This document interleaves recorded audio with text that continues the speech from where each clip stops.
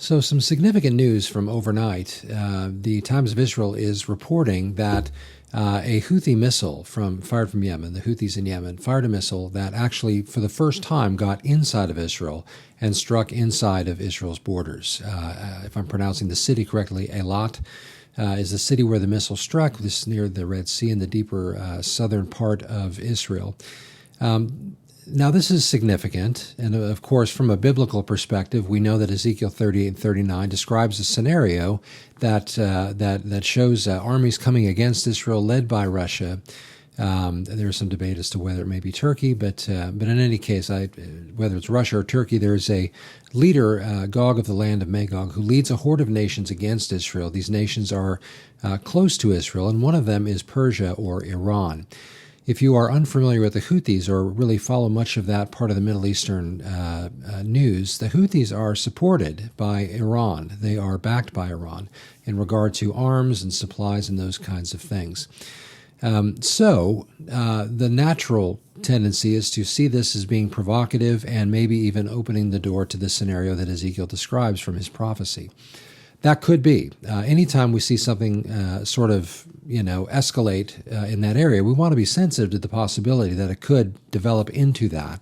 At the moment, it's not that because we don't know that Russia is necessarily behind it and leading, or if Russia will sort of take the lead in a developing conflict around this. But we just don't want to ignore what's going on either. This is a first, and it is directly connected directly/indirectly connected with Iran in regard to her backing of the Houthis.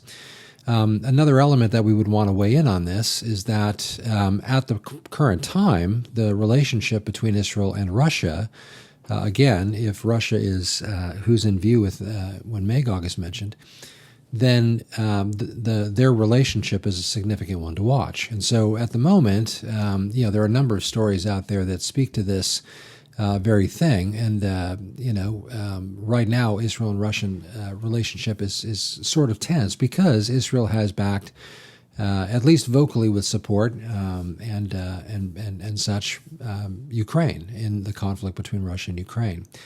Not only that, but Russia's been moving some pieces on the board around recently, I believe, into Syria, if I remember the story from a few days ago. So there's activity happening there. Now, again, it's too early to say this is the unfolding of that scenario. We need more information and more things need to unfold. But this is another one of those examples of how we want to take a look at what the Bible says about what things will look like as we move further and further, closer and closer to the return of Christ, and some of the elements and things that will take place moving us toward that. We don't want to jump to conclusions, but we also don't want to be unattentive to what's going on. So we want to make sure that we're paying attention a little bit. This may die down. We'll have to see what Israel's response is to this and what sort of back and forth kinds of things build momentum or not. And so, but I just wanted to share that story in case you were unaware of it. It's likely over the next day or two it'll be hard not to be aware of it. I'm sure it'll be on the news and that kind of thing. But it is a sort of breaking story, and I just thought I'd go ahead and share that with you. I appreciate those that sent notes about it as well. I thought I would go ahead and not just post the story from the Times of Israel, but just take a minute to post a brief update in regard to this, just to alert you if you were unaware. So thanks for watching, and do again pray for the peace of Jerusalem.